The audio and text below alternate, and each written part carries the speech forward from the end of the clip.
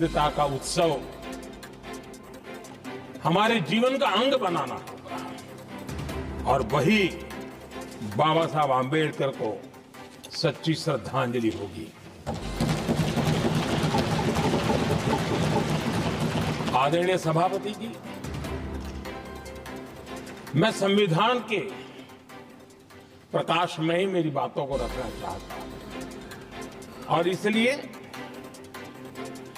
अगर आप हमारी नीतियों को देखेंगे, पिछले 10 साल देश की जनता ने हमें जो सेवा करने का मौका दिया है,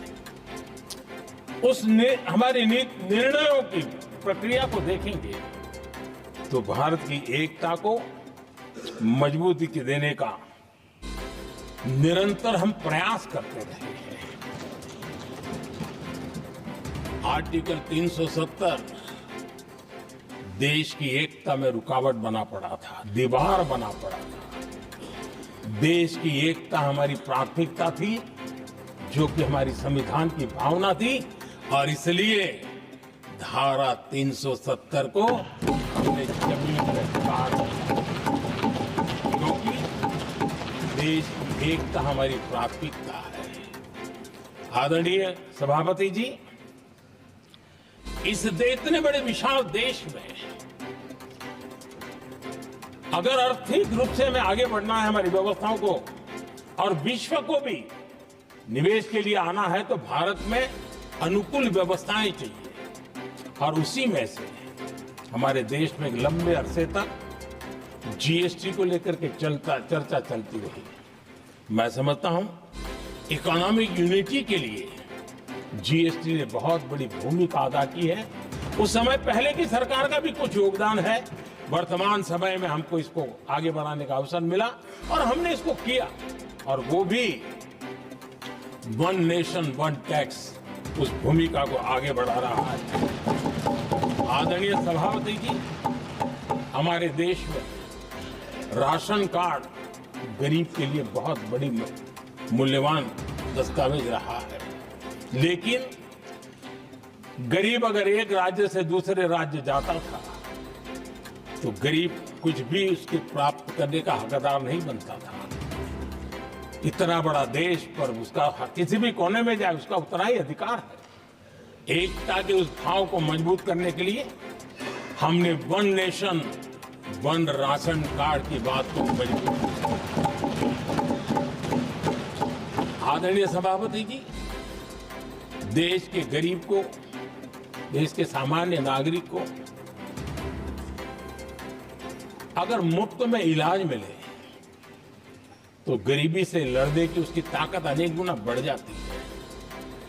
लेकिन उसके लिए जहां वो काम करता है वहां पर तो मिल जाए, लेकिन किसी काम बस वो बाहर गया है और वहां पर वो जीवन और मृत्यु की लड़ाई लड़ता हो, ऐसे समय अगर उसको सुविधा नहीं मिलेगी तो व्यवस्था किस काम की।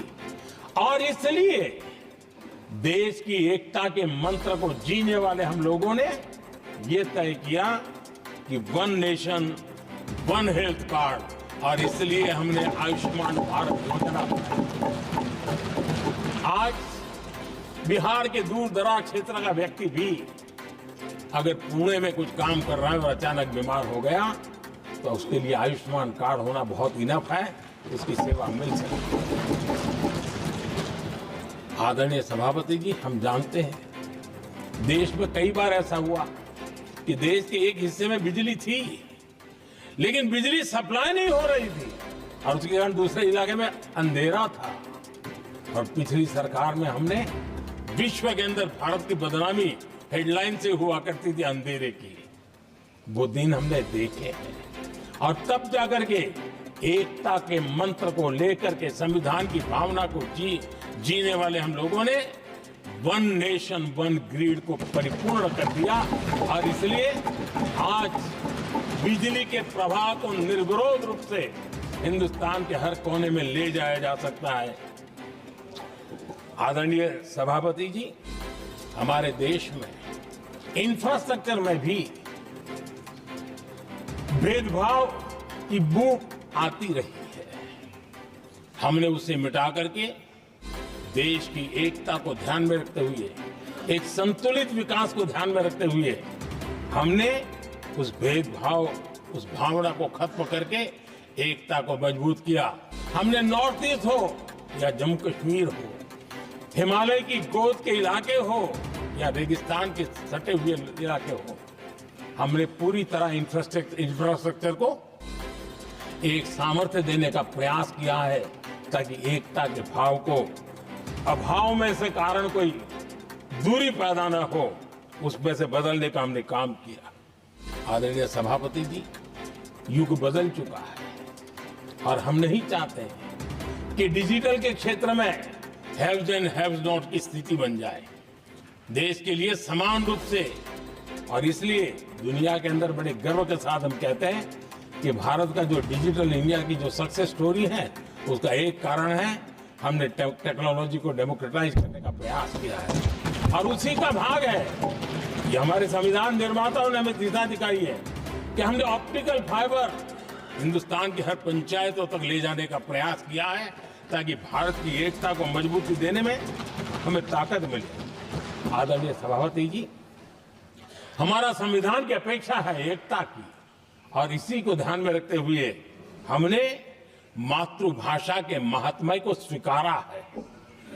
मातृभाषा को दबा करके हम देश के जनमानस को संस्कारित नहीं कर सकते और इसलिए हमने न्यू एजुकेशन पॉलिसी में भी मातृभाषा को बहुत बल दिया है और अब मेरे देश का गरीब का बच्चा भी मातृभाषा में डॉक्टर, इंजीनियर बन सकता है क्योंकि हमारा संविधान सबसे पीछे है, उनकी सबसे दरकार करने का हमें आदेश देता है।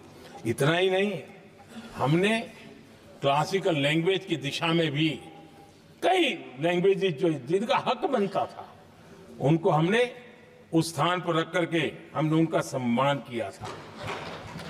देश भर में एक भारत श्रेष्ठ भारत का अभियान देश के एकता को मजबूत और नई पीढ़ी को वो संस्कारित करने का काम हमारी तरफ से चल रहा है। आदरणीय सभापति जी, काशी तमिल संगमम और तेलुगु काशी संगमम ये आज एक बहुत बड़ा इंस्टीट्यूशनलाइज हुआ है और समाज के निकटता को मजबूती देने का एक सांस्कृतिक प्रयास भी हमारा चलता रहा है क्योंकि उसका कारण यही है कि संविधान की मूल धारा में भारत की एकता का महात्म्य स्वीकार किया गया है और उसको हमें बल देना चाहिए। आदरणीय सभापति जी, संविधान के आज 75 वर्ष हो रहे हैं, लेकिन हमारे यहां तो 25 वर्ष का भी महत्व होता है, 50 वर्ष का भी महत्व होता है, 60 साल का भी महत्व होता है। जरा हम इतिहास की तरफ नजर करें कि संविधान यात्रा के इन महत्वपूर्ण पड़ाव का क्या हुआ था। जब देश संविधान के 25 वर्ष पूरे कर रहा था, उसी समय हमारे देश में संविधान को नोच लिया गया, इमरजेंसी आपातकाल लाया गया।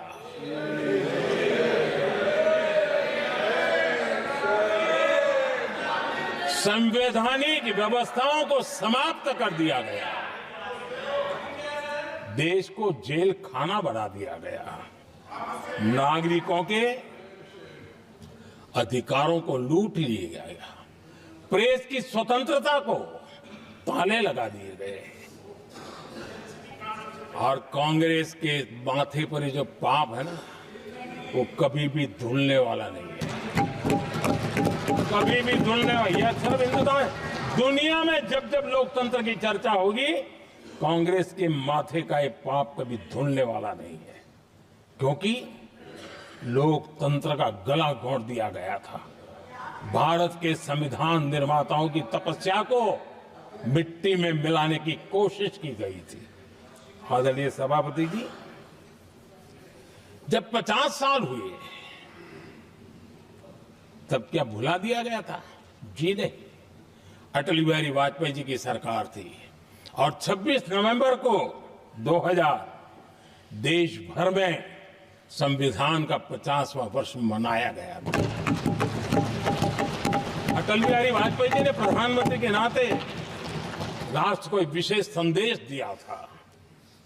एकता, जनभागीदारी, साझेदारी, उसके महत्व पर बल देते हुए उन्होंने संविधान की भावना को जीने का प्रयास किया था, जनता को जगाने का भी प्रयास किया था। और अध्यक्ष जी, जब देश संविधान का 50 वर्ष मना रहा था और जब 50 वर्ष की पूर्णाहुति हुई, तो ये मेरा भी सौभाग्य था कि मुझे भी संविधान की प्रक्रिया से मुख्यमंत्री बनने का अवसर मिल गया।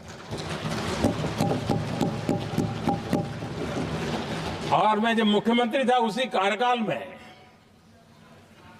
संविधान के 60 साल हुए और तब मैंने तय किया था मुख्यमंत्री के नाते कि हम गुजरात में संविधान के 60 साल मनाएंगे। और इतिहास में पहली बार ऐसा हुआ है जब संविधान के ग्रंथ को हाथी पर बनाई हुई अंबाड़ी में रखा गया, उस विशेष व्यवस्था में रखा गया। हाथी पर संविधान की यात्रा निकल, संविधान गौरव यात्रा निकाली गई और राज्य का मुख्यमंत्री उस संविधान के नीचे हाथी के बगल में पैदल चल रहा था और देश को संविधान का महात्मा समझाने का सांकेतिक प्रयास कर रहा था। ये सौभाग्य भी मुझे प्राप्त हुआ था, क्योंकि हमारे लिए संविधान का महत्व क्या है।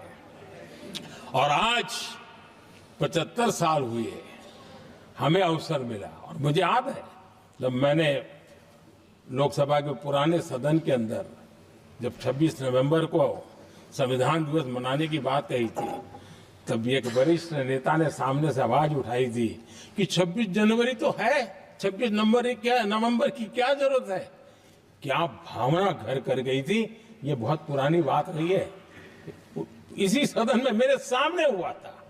लेकिन आदरणीय सभापति जी, मेरे लिए खुशी की बात है कि इस विशेष सत्र में अच्छा होता, संविधान की शक्ति, संविधान की विविधताओं पर चर्चा होती, नई पीढ़ी को काम आता। लेकिन हर एक की अपनी अपनी मजबूरियां होती है, हर कोई अपना दुख किसी न किसी रूप में प्रकट करता रहता है। कईयों ने अपनी विफलताओं का दुख प्रकट किया है।